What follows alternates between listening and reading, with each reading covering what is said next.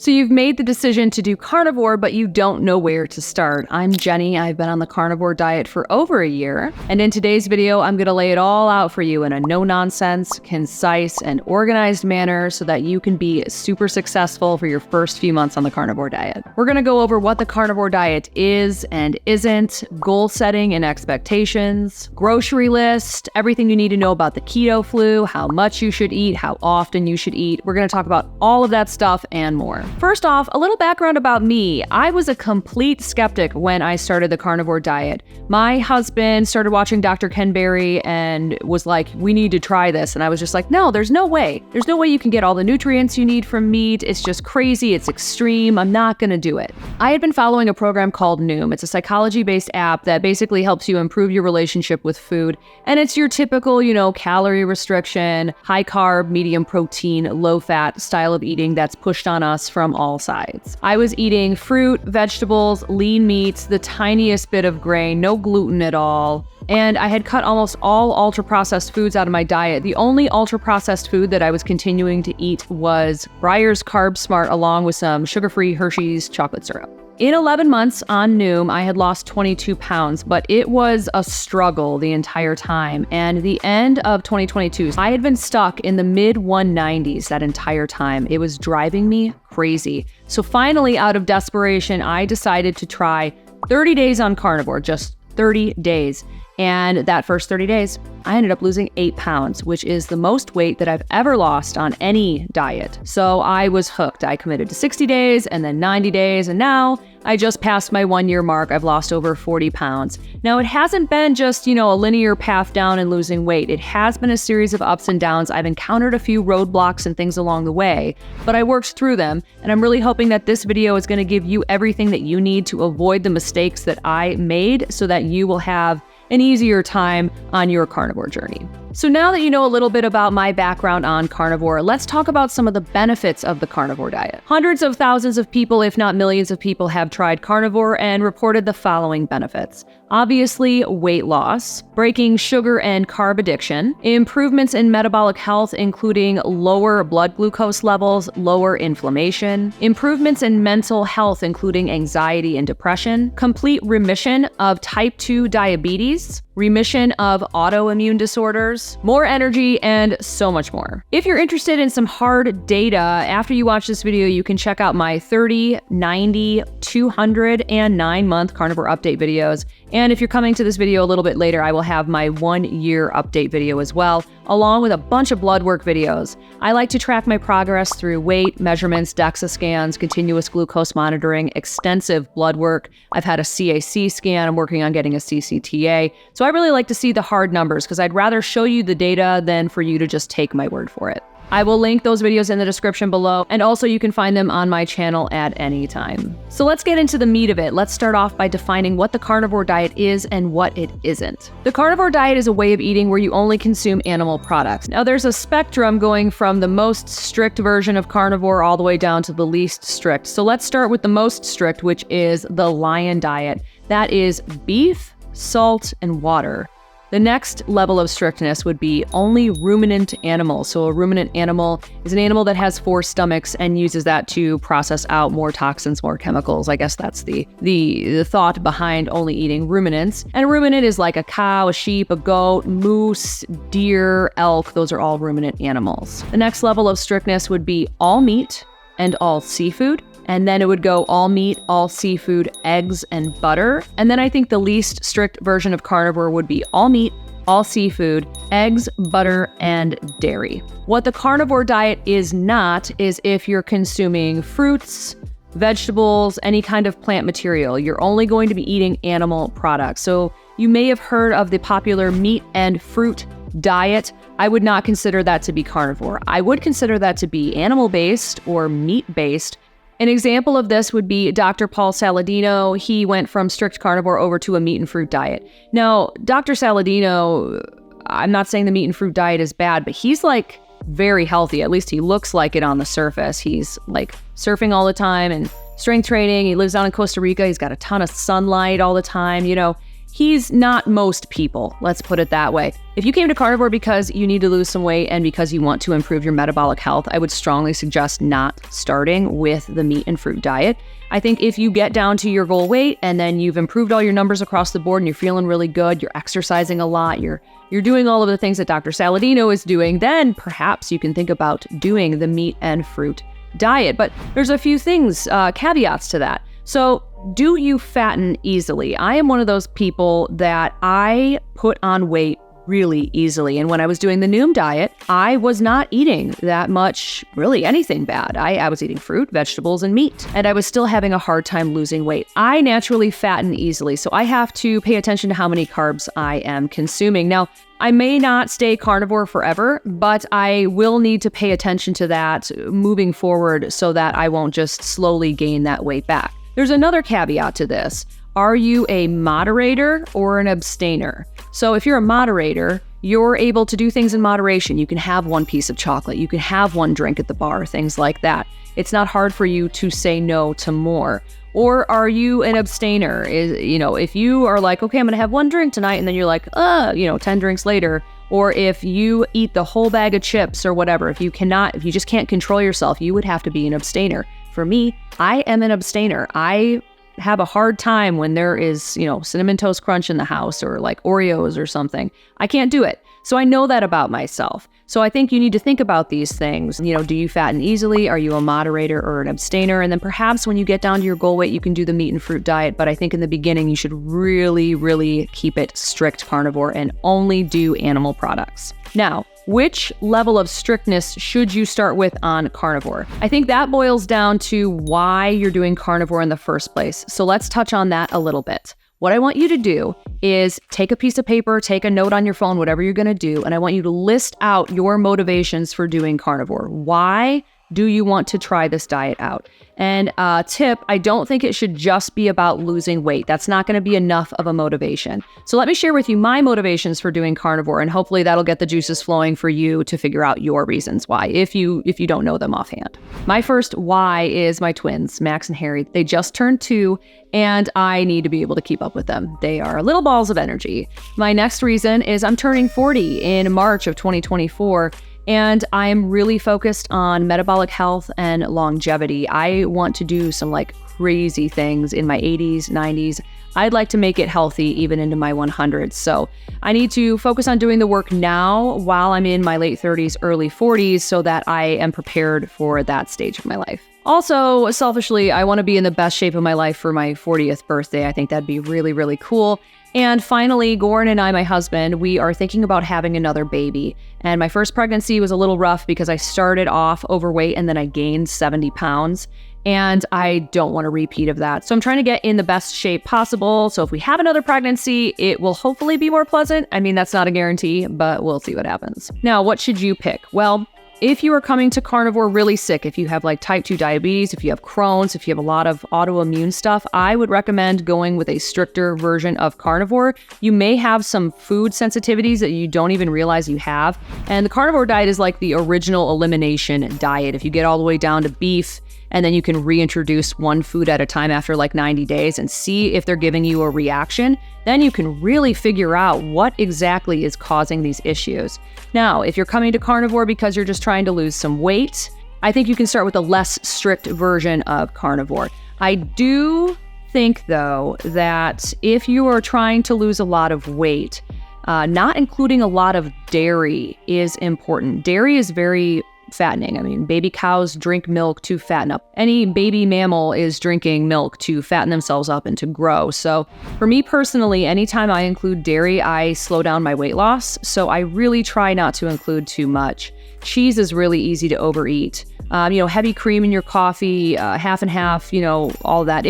If you need to have that in your coffee so that you can, stay on carnivore, I think that's fine. But as you keep going on carnivore, if you find that you're not losing weight, I would recommend cutting the dairy first and see if that helps the scale move. All right, so we know the benefits. We know what carnivore is and what it isn't. We have figured out our motivations, our whys. So now let's get prepared for our first day on the carnivore diet. There's a few things I want you to know and a few things I want you to do before you start to set you up for success on that first day. First off, you need to be aware of the potential for keto flu or carbohydrate withdrawal because this does happen for a lot of people. So for the first 2 to 3 weeks, typically on carnivore, your body is switching over from using glucose as a fuel over to ketones, and that can be an uncomfortable process. Symptoms can include diarrhea, constipation, fatigue, feeling really, really worn out, anxiety, restlessness, and a few other symptoms. For me personally, I experienced 4 to 6 weeks of keto flu. It was very unpleasant, but then it cleared up, so it doesn't stay that way forever. So there's several ways that you can combat keto flu. The first one is just a little bit of prep beforehand. If you're coming from like the standard American diet, or if you're eating over 100 grams of carbs per day, you could start by just ramping your carbs down slowly. Start by cutting it down to 100 grams, do that for a couple of weeks, and then do 50 for a couple of weeks, and then down at 20, you're around keto territory. At 20 grams of carbs or less, you're in the keto zone. So from there, then you can reduce your carbs down to 0. That's going to be a bit longer of a period of time, but it's definitely going to save you some pain because you're going to get fat adapted more gradually. But if you want to go gung-ho from, day one, you can totally do that as well. Either way that you do it, I think it's really important to make sure that you have enough electrolytes. This is key, especially in the beginning of carnivore. There's lots of different brands that you can use. I personally use Element, LMNT. If you would like to try them out, I have a link in the description where you can get a free sample pack with any order. I recommend getting a box of the raw unflavored Element, and then they'll send you that sample. And then you can try out all of their flavors and decide if you want to order some more boxes. My other 2 favorite flavors are watermelon and mango chili.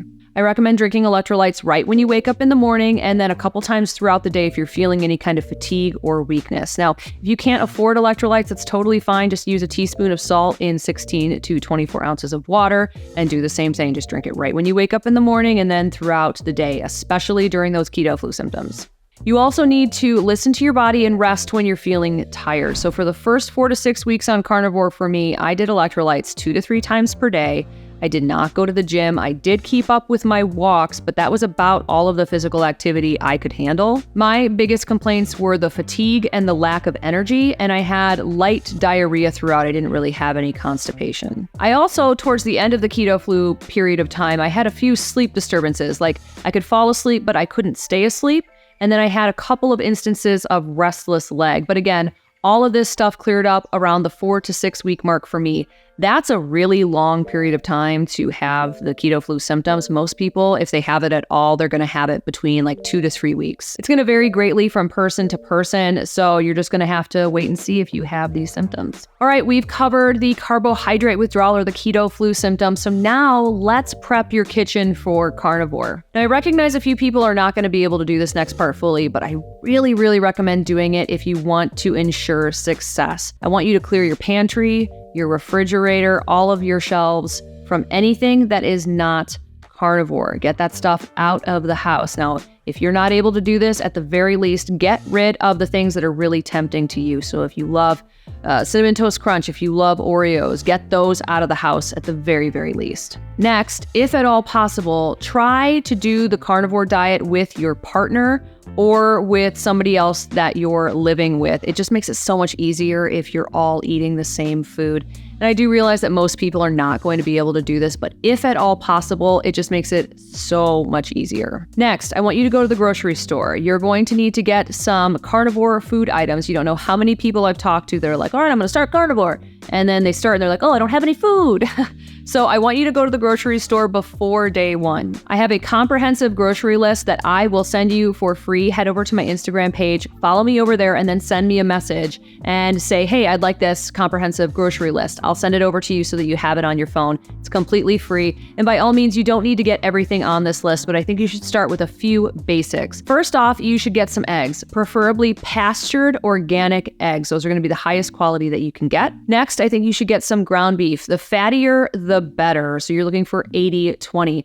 Some of the best ground beef I've ever had is from Ozark Valley Wagyu. It is American Wagyu beef. It is absolutely delicious. And honestly, it's like the same price as the grass-fed beef at my local grocery store. So I just order it online and it's really, really, really tasty. You can get 15% off your order if you want. Head over to ozarkwagyu.com. carnivorecarnivore.com and enter the code Jenny15 at checkout. You can get 15% off your order. And this is for a first-time customer. This is for repeat customers. You can use that code forever. So if you want some really, really good ground beef, head over and check that out. Next, I definitely think you should have some butter. Look for grass-fed butter. Kerrygold is awesome. Costco also has a really great brand of grass-fed butter, so try to find some of the best butter you can find. And remember, real butter, not margarine, nothing with vegetable seed oils, actual butter. Any kind of beef is going to work. Bacon, pork, chicken. For sausages, make sure you're reading the ingredients label. I know if you head over to a butcher, you're going to probably find higher quality sausages, but there are a few sausages out there that don't have a bunch of sugar added. Just make sure you're reading that label, and if it says dextrose, avoid it. You can also look at the carb count. I try to keep the carb count below 1 gram. There's a breakfast sausage I use, Bob Evans breakfast sausage, that has no dextrose added. And yeah, it's, not the absolute best you could possibly get, but it gets the job done and it's delicious and there's 0 carbs. You're going to get people telling you that you can't have any kind of processed meats or things like that, but I do not agree with that. I think you just need to look at the ingredients label, and then if it fits into your budget, try to get the best that you possibly can. So for hot dogs, for example, I absolutely love Boar's Head. Boar's Head has some of the best processed meats I have ever seen. Their ingredients labels are just beautiful. These hot dogs, all beef, ingredients label is superb, and they were $7 for an 8-pack, which is pretty good for an all beef hot dog. So again, just read the labels and use discretion when you are purchasing processed meats. Any kind of seafood is included. I would recommend, though, for fish, try to get the wild caught, not the farmed. This doesn't really apply for mussels or oysters or things like that, because they're kind of just filtering out of the water. But for farmed salmon, farmed tilapia, you're going to want to avoid that. If you include dairy, which you totally can, I think heavy cream is fine. Half and half is fine. Lots of cheeses are fine, but cheese is really, really easy to overeat. So I would recommend, if you're doing this to lose some weight, to really try to limit the amount of dairy you're consuming, at least in the beginning. Like I said, I have a complete, comprehensive grocery list that I will send you completely for free. Head over to Instagram, follow me over there, and just send me a message and I will get that over to you. Let's talk about being on a budget and doing the carnivore diet. You can 100% do the carnivore diet on a budget. There's lots of ways that you can save money on meat. The way that I like to do it is I go to the grocery store pretty early in the morning, around 8, and I look for all the marked down meats. So every, packaged meat that you're going to find, there's a sell by date on it. And the grocery stores typically in the morning go through, and if it needs to be sold by that day, they mark it down by 50%.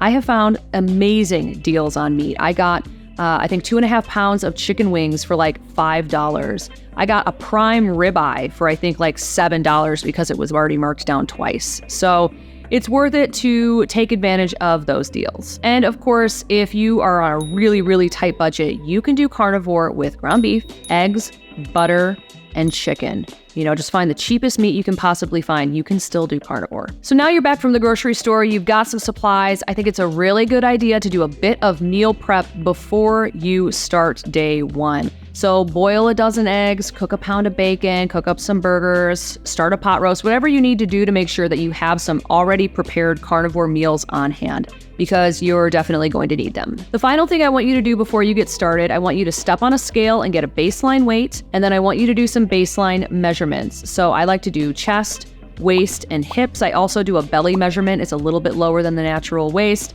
right around my belly button. This is where I am holding a lot of my post-pregnancy weight gain, so I like to take that measurement as well. I think that's more applicable towards women, but do whatever measurements you want to do. I think it's really important to get those baseline numbers, though, because then you can track your progress. Also, if you have a little bit of time, I recommend getting a baseline DEXA scan. A DEXA scan is a scan that goes over your body to show you the composition. So what part is fat, what part is lean, your bone density. It also tells you your visceral fat levels. I absolutely love DEXA scans. So if you have time, get one of those as a baseline. And then also, if you have time, maybe get some baseline blood work. You don't have to go to your doctor to get blood work. In most states, you can order this stuff online. I've put a link in the description to DEXA's website, and also to where I order my blood tests online, so you can get those done if you would like. But I think at bare minimum, get that baseline weight and those baseline measurements. All right, so we've gone through our grocery list, we've done our meal prep. So now let's talk about how many meals a day you should be eating on carnivore, how much you should eat, and your fat to protein ratio. First off, how many meals a day should you be eating on carnivore? Well, that just depends on each person. Some people do 1 meal a day, 2 meals a day, 3 meals a day. I personally eat 2 meals a day. I eat in the morning with my boys, so typically between like 8:30 and 10:30 a.m.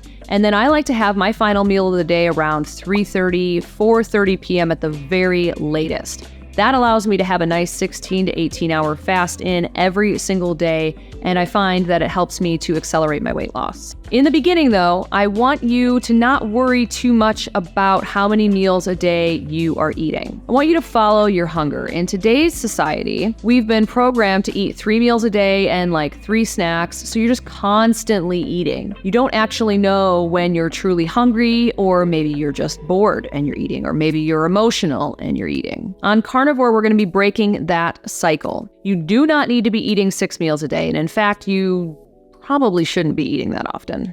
You need to follow your hunger. What I want you to do on that day 1 is when you are truly hungry, I want you to sit down and I want you to eat until you are comfortably stuffed, a fully carnivore meal. Now, what does that look like? Well, it's going to be different for every person. One person could eat a whole ribeye and that's going to make them comfortably stuffed. Another person could do a piece of salmon and some pork chops. Another person, it's 6 eggs and 9 pieces of bacon. Whatever it looks like to you, the way that it feels is if you were to have another bite of food, you would feel very uncomfortable or sick even. But right at that moment, if you were to not have another bite, you would feel very satisfied. Then I don't want you to eat again until you are truly hungry. Now, this could be 8 hours later, 12 hours later, even 24 hours later. I just want you to follow your body's cues in the very beginning of the carnivore diet. Once you are truly hungry again, I want you to do the exact same thing. Eat until you are comfortably stuffed. I want you to do that at every single meal that you have.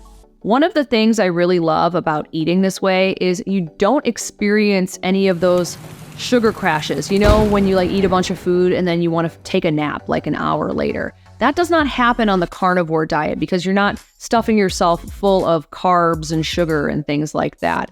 So it's just really freeing to be able to eat a meal and then I don't have to eat again for like 16 hours. I've gotten to the point where I really could probably do 1 meal a day and I would feel fine. It's just very freeing. And then every time I do eat, I fully enjoy it because I'm truly hungry. And it's that simple. Get yourself into the habit of eating that way and you are going to set yourself up for success. As far as how much you should be eating in a day, typical guidance is between 1 to 4 pounds of meat, seafood, eggs, butter, and maybe dairy. I also recommend not counting calories in the beginning. I just want you to let your body get used to eating this way. Now, as far as fat to protein ratio, in the very beginning, it's typically advised to do 70-30, 70% fat to 30% protein. And I tend to agree with that. I do, though, want you to make sure that you are getting enough protein in a day. So when I hit about the 4.5 month mark, I was super worn out.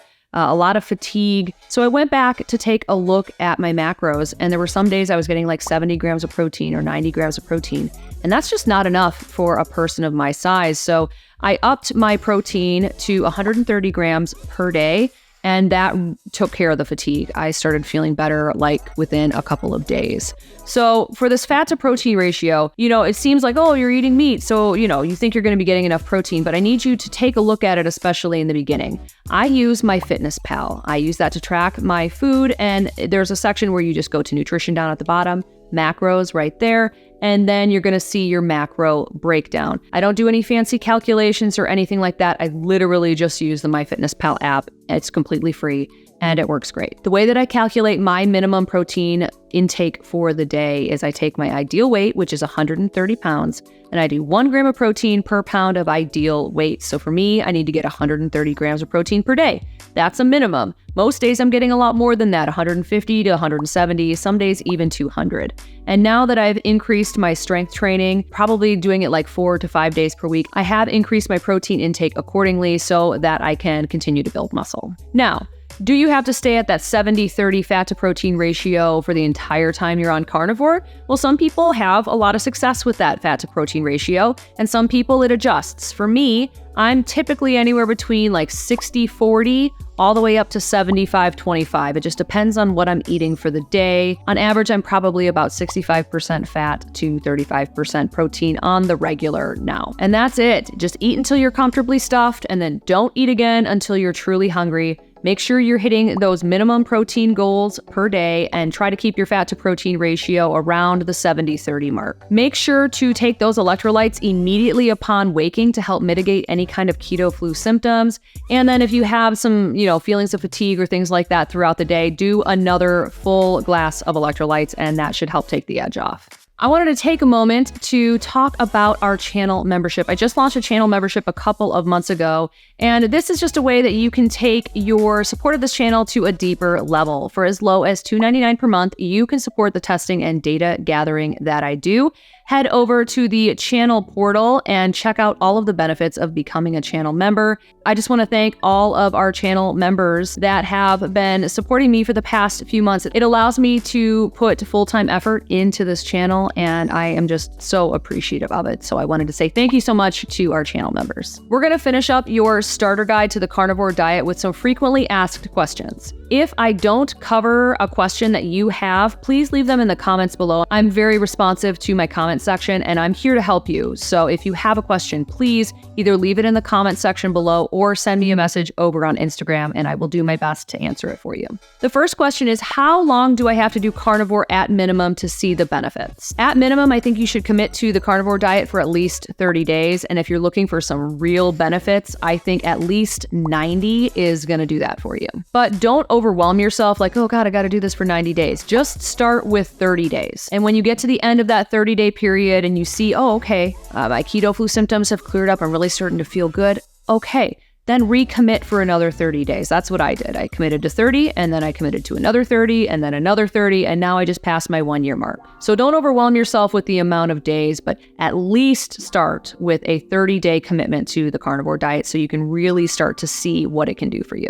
The next question is, am I guaranteed to lose weight on carnivore? While most people are going to lose weight on the carnivore diet, there's a little bit more that goes into it than just switching over to eating only animal products. There have been people that have gone on carnivore and not lost any weight at all, even though they're overweight. So if you try carnivore for a few months and you are not seeing that scale move at all, I think you need to look at a few other things. I would take a look at your dairy consumption, your artificial sweetener consumption, meal timing. I think that's a big one. Try eating your final meal earlier in the day and then getting at least a 16-hour fast in. That really works well for me. You also need to take a look at your stress levels and how much you're sleeping. Finally, I think you should take a look at your exercise. I think at minimum, you should be trying to walk every day, but also there's a possibility to exercise too much.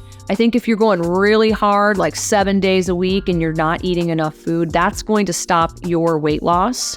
So I think you need to strike a balance. Make sure you're getting enough movement and make sure you're eating enough food. Next question, are seasonings okay on carnivore? Now, this is a question that you're going to get varying answers to. For me personally, I think it's fine. And I think it boils down to why you're doing carnivore in the first place.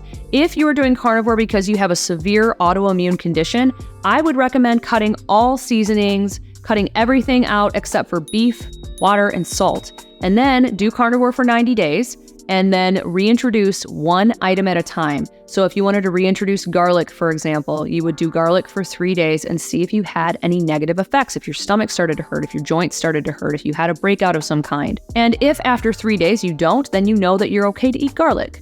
It's carnivore diet's the original elimination diet. I think that's a really good strategy for people that are suffering from hardcore autoimmune issues. Now, if you're coming to carnivore, you're just trying to lose some weight, honestly, I don't think using garlic powder, onion powder, pepper, things like that is just going to blow up your, carnivore plan. I think you should read the ingredients label and make sure there's not any sugar or, added fillers or things like that. But you can find some high quality seasonings out there, and plenty of carnivores still use seasonings. So I think that is a personal preference, and I think that's up to you. Next question is, do I have to consume organ meat on carnivore? While organ meat, especially liver, is like the most nutrient-dense food on the planet, you absolutely do not have to eat it on carnivore. I really tried to do beef liver in the beginning, and I cannot stand the taste.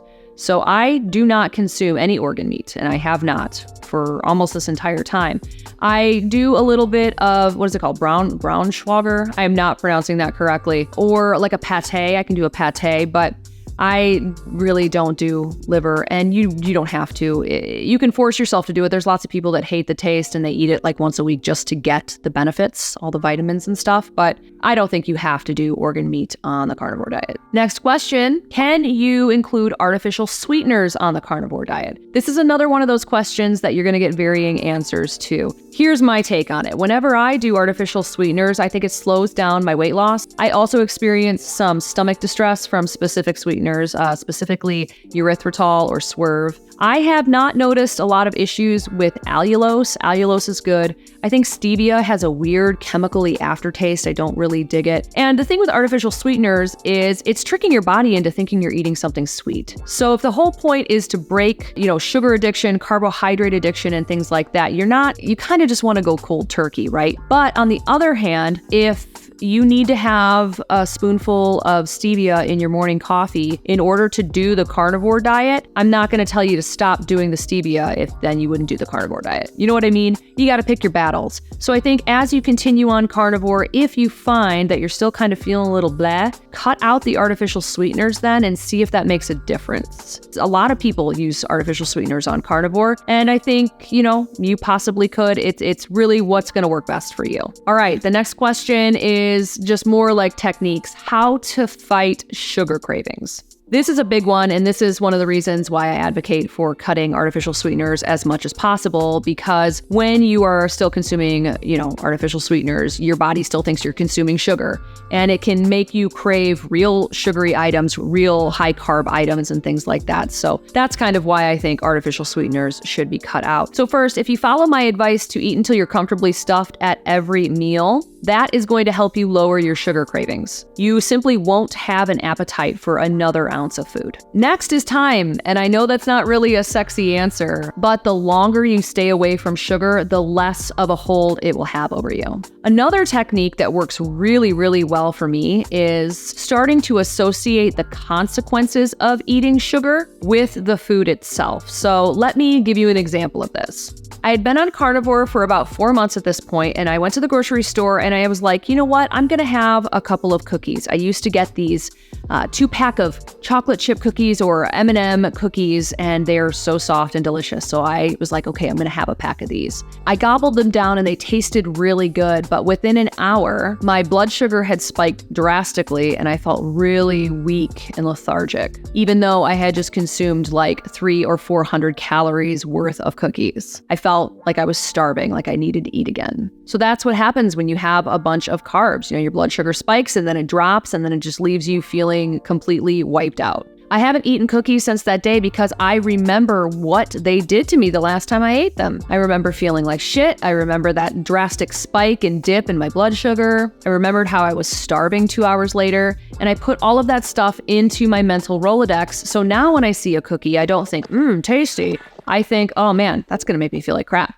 Why would I eat that? Tying the food and the experience together is a visceral way to change those neural pathways and to form new habits. And it's worked really, really well for me. The next question is, what about intermittent fasting or longer term fasting? The benefits of fasting are vast and well documented. And I think if you've been researching a lot of carnivore content, you're going to see a lot of people talking about, I did a 36-hour fast or a 72-hour fast or things like that. In the beginning of carnivore, I do not recommend doing any kind of intentional fasting unless you're coming from like you've done keto and you've been doing fasting in the past. If you're experienced with it, go right ahead. But if you're a total newbie, just don't worry about fasting until you've been doing the carnivore diet for a few months. You're going to find that as you continue to eat every meal until you are comfortably stuffed and then not eating again until you're truly hungry, that you're naturally going to have longer and longer intervals between meals. And you may find one day that, oh, I haven't eaten in 24 hours. And it's going to be like, I wouldn't have been able to do that in the past. Your body is naturally going to start going longer periods of time without food. So when you start having that happen, like, oh, I had an 18-hour fast, a 19-hour fast without intending to do so, that's when I think you're ready to really start incorporating some longer fasts into your version of the carnivore diet. Now, you don't have to fast by all means, but I do think you should be trying to get at least a 16-hour fast in every day.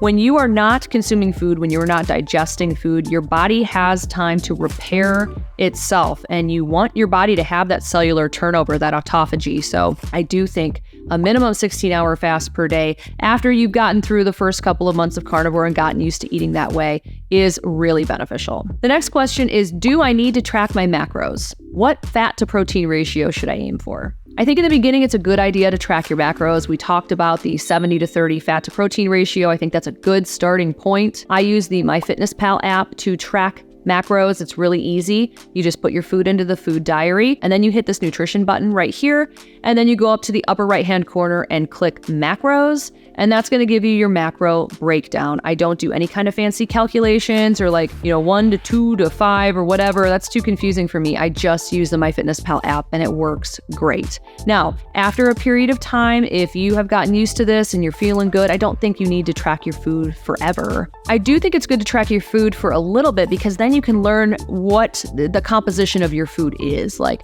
okay, this ribeye is much fattier than this sirloin, or things like that. I think it's good to kind of have that awareness. But yeah, I think once you get used to it, you could probably calm down on tracking. For me personally, I continue to track my food because I'm kind of a data nerd and I like having all of that information. And also I'm sharing it with you on YouTube. So I like to have the hard data. But I think this, at minimum, do it for a little bit. And then if you're totally over it, then it's fine to not track it anymore. The next question is, how many meals should I eat in a day? How many calories should I be consuming? And we went over this question a little bit in the previous section, but I think typically 1 to 2 meals per day. There are some carnivores that are eating 3. That's totally fine. It's really just going to depend on your hunger. Like I said, for me, I do 2 meals per day. That works really, really well for me. And I think you need to be eating at least 1 to 4 pounds of meat, seafood, eggs, butter, and dairy per day. And again, that's going to vary greatly person to person. Let's talk about a bare minimum calories though. I really don't like to track calories, but I do think that you should be getting at least 1,500 to 1,800 calories per day. Most of the stuff that we've learned about calorie restriction, 1,200 calories per day, you're going to lose weight, and all of that kind of stuff, it is very, very, very complicated. It's not as easy as that. If calorie restriction and eating 1,200 calories a day would make us lose weight for the long term, everybody would be skinny.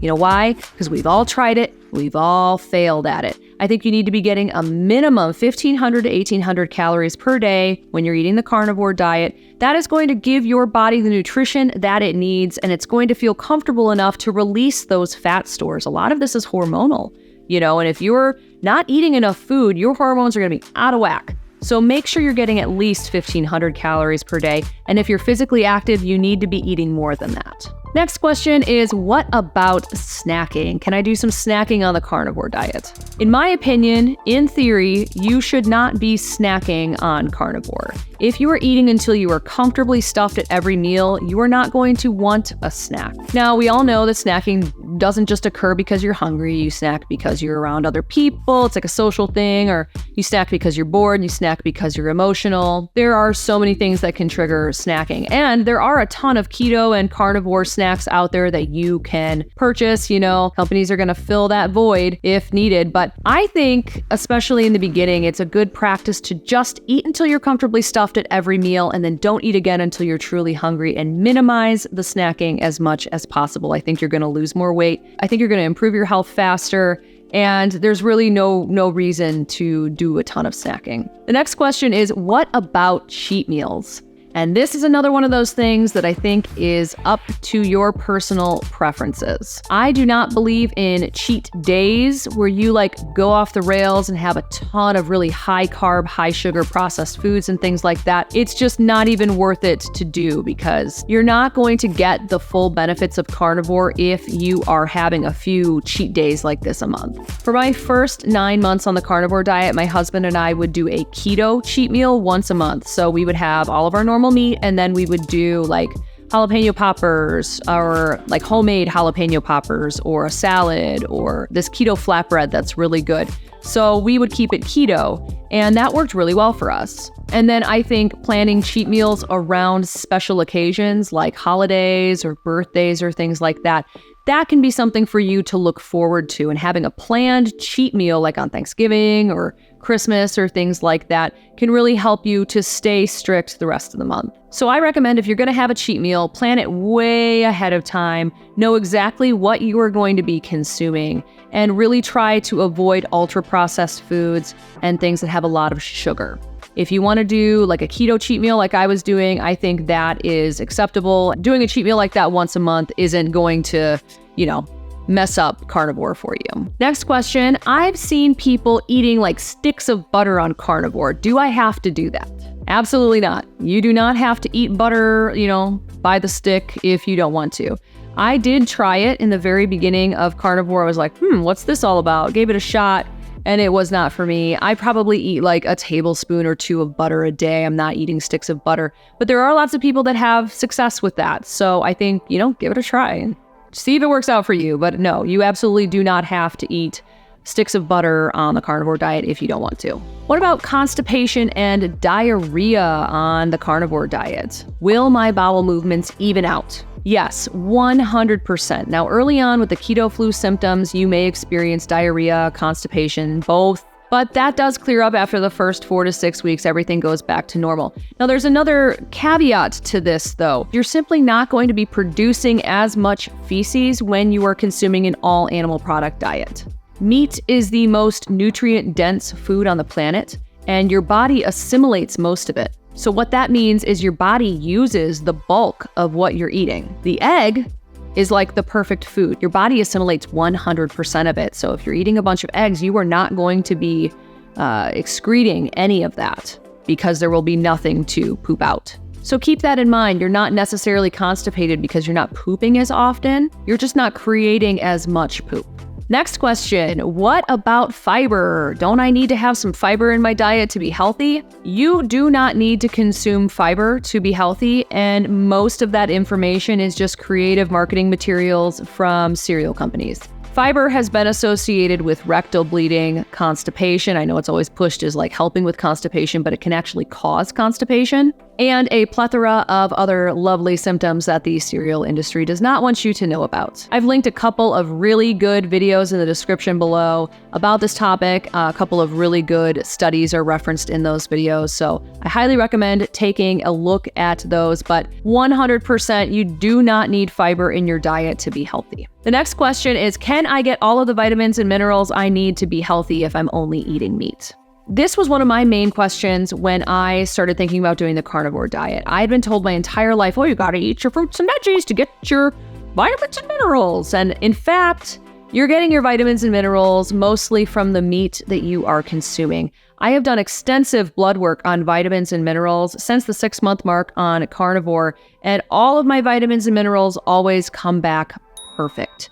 I will link a few of my blood work videos in the description below if you would like to check that out. But we have been lied to, unfortunately. Most of the vitamins and minerals that you are going to be getting are from the meat. So this is not something that I worry about anymore because I've seen the data and all of my vitamins and minerals are great and all I eat is meat. The next question is a big one. What about LDL cholesterol? I've heard that my LDL cholesterol can skyrocket when I'm on carnivore. Is that true? This is a great question, and that is true. Some people, when they start eating a ketogenic or carnivore diet, can see their LDL cholesterol numbers go up.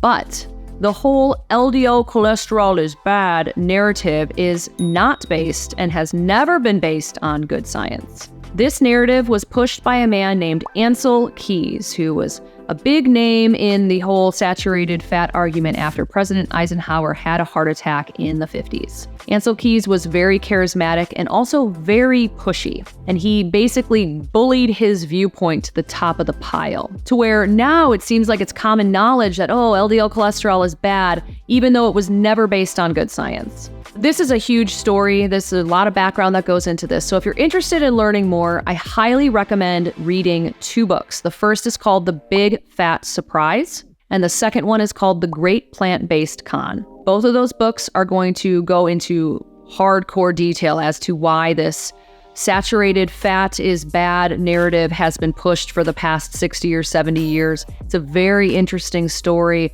Lots of different motivations here. There's some religious motivations from the Seventh-day Adventist Church. There's profit motives, of course, from the processed food industry. And then, there's a lot of reputational stuff. A lot of cardiologists and doctors have put their entire career on that idea that LDL is bad, and it would look really bad for them if all of a sudden, that's actually not true. So they have pushed this for reputational reasons, but I highly, highly recommend reading those books. If you hate reading, I have a link in the description where you can sign up for a month of Audible for free and just listen to the books. But any way that you can consume those books, please do, because I think it's going to be like the Matrix, taking the blue pill or the red pill. Once you see it, you can't unsee it. And I read those books very early on in my carnivore diet journey, and I'm really, really happy I did. It's going to blow your mind if you have not read it. But going back to the whole LDL cholesterol thing, yeah, that can totally happen, but I'm not concerned about my LDL cholesterol numbers. Now, I'm not a doctor, so don't take this as medical advice, but I'm more concerned about my triglycerides being low and my HDL being high. And then I like to look at my blood sugar numbers, my fasting glucose,